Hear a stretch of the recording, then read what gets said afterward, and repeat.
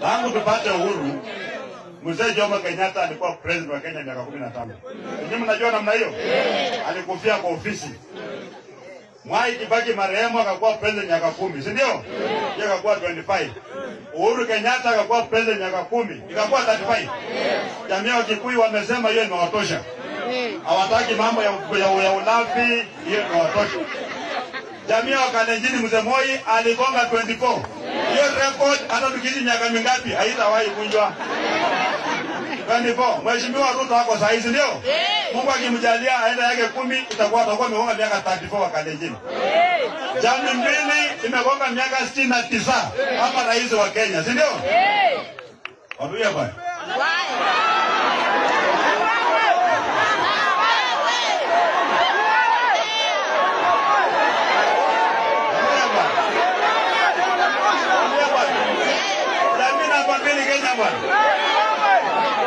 Kenya bwana.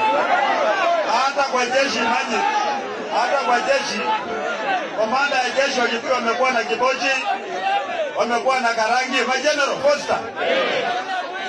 Wakamba wamekuwa na Ndolo, wamekuwa na Mlinge, wamekuwa na Kianga. Ndio? Wajalo wako naye zaidi anaitwa Ogola. Wasomali wako na General Mahmud. Sisi mnajua hii maneno? Ule cause kulikuwa na General Kibwana, kulikuwa na Mwadhele. Waluya bwana.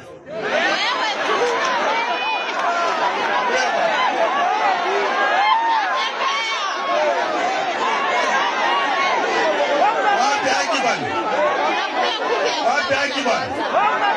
Haki ya Mungu hata tu komanda yeye peke yake manakuta bwana.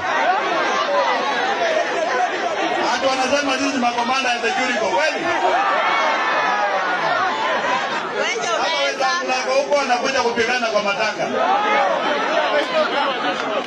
Wenzake liga yake wanaogelea kwa bahari. Yeye amekuja kwa fishboat bwana. Sasa huko bwana hakuna matumaini huko mbele hakuna. Lazima tujipange zayema namna gani? Lazima tuko tayari. Tuko tayari.